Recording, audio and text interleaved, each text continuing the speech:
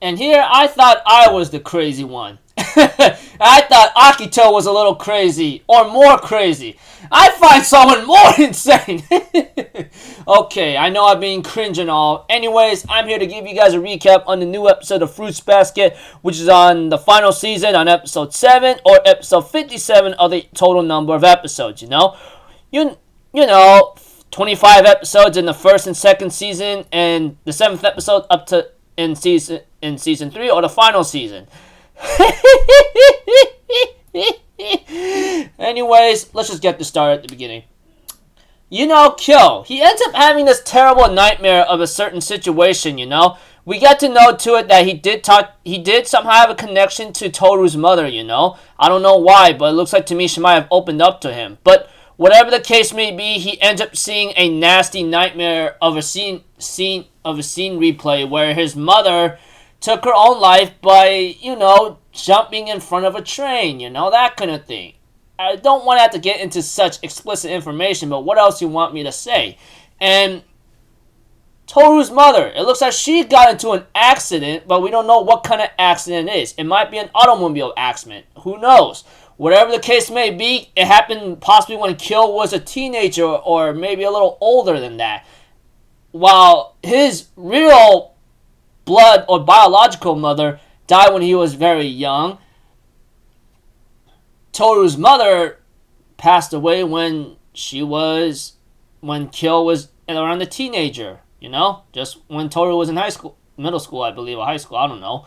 And we have to it that he wakes up from his reoccurring nightmare and he's being waken up by Momiji to like, hey, come down and eat, you know, that kind of thing.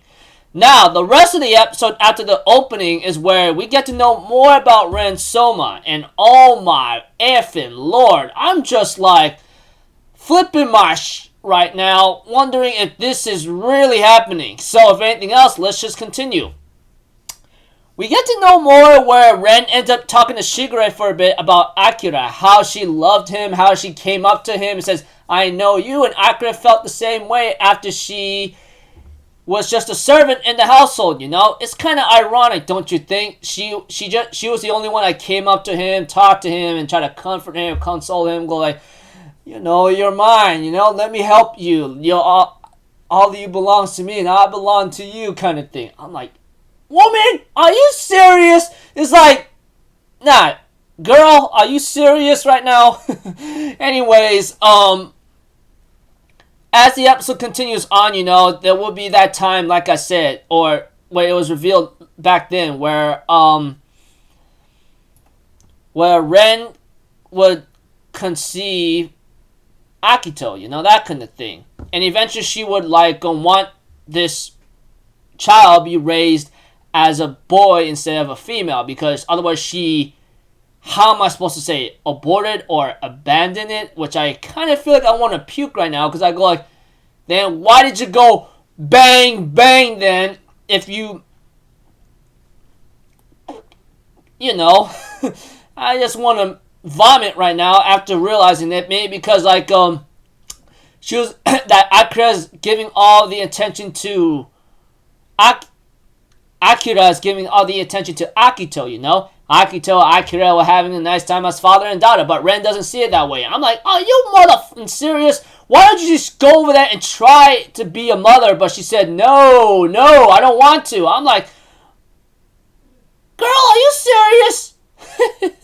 And then we get to know more down the line, eventually, of how, like, why Ren resents freaking, like, Akito, because Akira loved her. And, you know, Akira loved Akito, that's for sure, but he also loves Ren. He was trying to get both of them to understand that, you know? He left a child behind for Ren because he was going to die, and he did die. I guess it's just a sickness, or he was just very weak, you know? Sometimes people are born weak and they tend to pass away eventually. And, you know, Akira ends up not realizing that what he left behind is nothing more than a freaking war between a daughter and a mother, you know?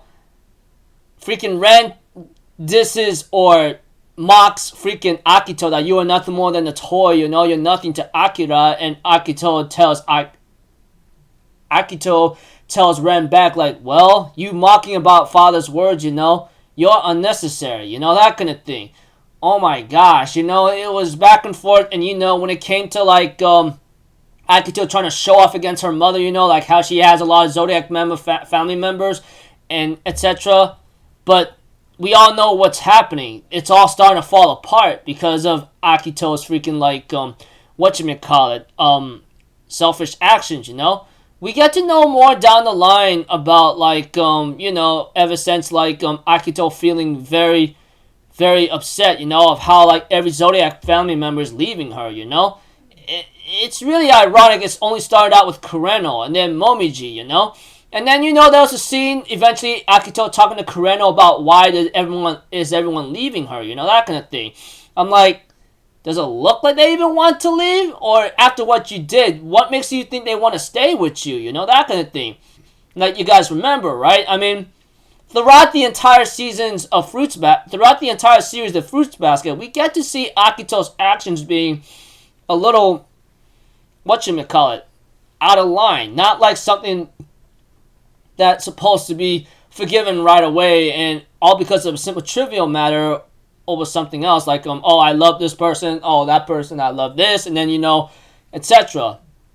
Because of Akito's own like freaking like anger, rage, and uncontrollable behavior or attitude, or no one ever taught her the right way or the wrong way, you know, and no one ever taught her anything, and that's why I guess every single one of them is starting trying to leave her right now, you know? As for Ren, she ends up barging into Akito's room where she is thinking that she carries like something of a box of Akira, you know? And honestly, I thought it was ashes of Akira. Like, sometimes it's only natural that it happens where like you know, sometimes a body gets cremated, either you carry or hold on to those ashes because they're precious, or that's what's left of the person, you know. It's may sound a little cliche or possibly kind of insane like, but you know what I'm talking about. Call me crazy Milanakis, but I'm pretty sure we've seen that in certain entertainment media. But that was not the case. The box this entire time was empty. This box was given to Akito when she was young just to soothe her. Anyone who thinks about the box, anyone who is given that should think that the box is empty by going, that stupid lady does not making any sense, man. Goodness gracious. I'm like puking out my guts right now. Like, how shrewd or messed up is this family, you know? So the box was empty, and you know Ren was going to charge at Akito with the knife, like prompted to kill her unless she hands over something that belonged to Akira inside that box. But it was empty, and Akito says, yeah, it was empty. So what? You know, that kind of thing. And then she ends up taking the knife and was about to possibly kill her own mother, commit the act of killing one's parent, patricide. But Akito stops midway when she hears or felt another snap. And this time, it is our boy Hiro. Hiro's bond has snapped. And I'm like, this boy is now free. He's like freaking free. He can hug his baby sister. His mother hugs him. And he's like, Mom, I don't know what to feel right now, you know. I'm supposed to be happy, but I'm sad at the same time. And his mother understands that and hugs him without any hesitation and says, I know, you've been bound to that for so long, but now you're free. But everything you did is now cut or shattered, you know?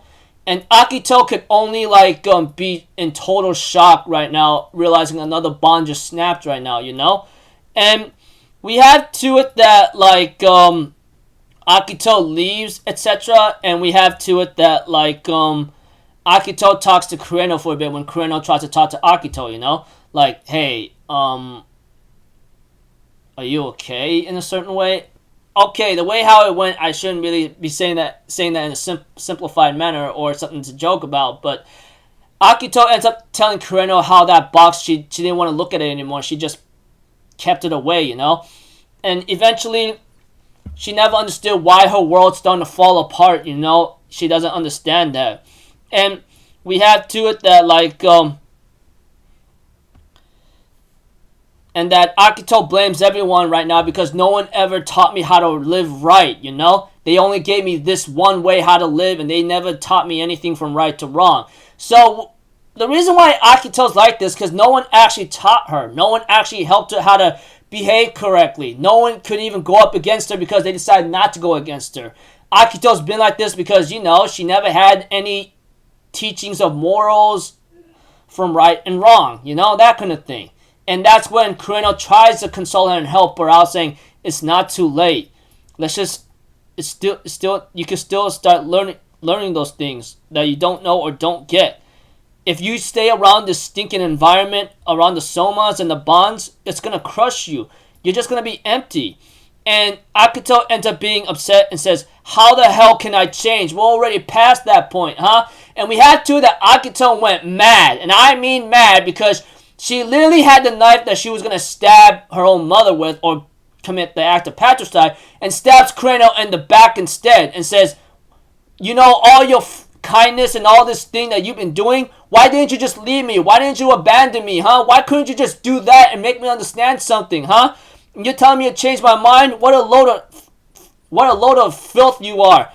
This kindness of yours that only half saves me or half rejects me, it's been killing me. So why don't you just die instead? And Kureno could only see Akito run while he tells the other attendant to go help her, you know, while Kureno could only fall down in the rain, knowing that he can't go after Akito. And then we get to see a scene where Uo-chan ends up finding a bird, you know, and it seems like it can't move, you know.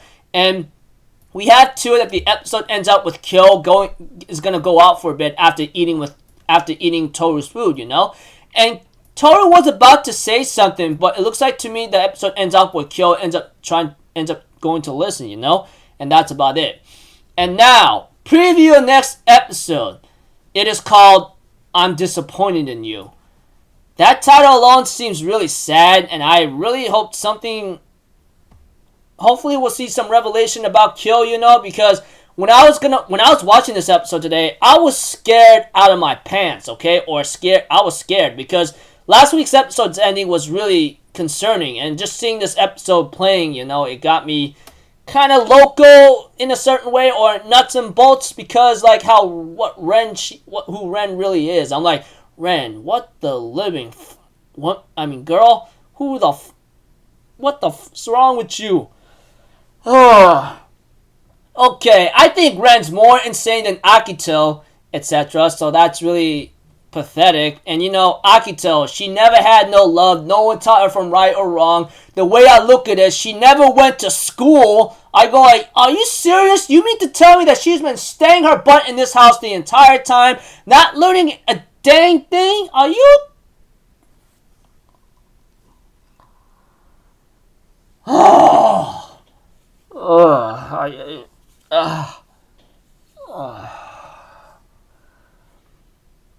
But Hero's Bond is ripped or broken. So, yeah, if I remember correctly, Kureno's bond broke first, then now Momiji, and now Hiro. Much more to go. I really hope it happens. Oh my gosh. We're halfway through, guys. I think so. Well, I don't know. So, until then, peeps, I'll see you guys in the next video. I'm Alpha Zero. Have a good day. And I'll see you guys next time, alright? Peace out. Bye-bye. Toot-toot-toot.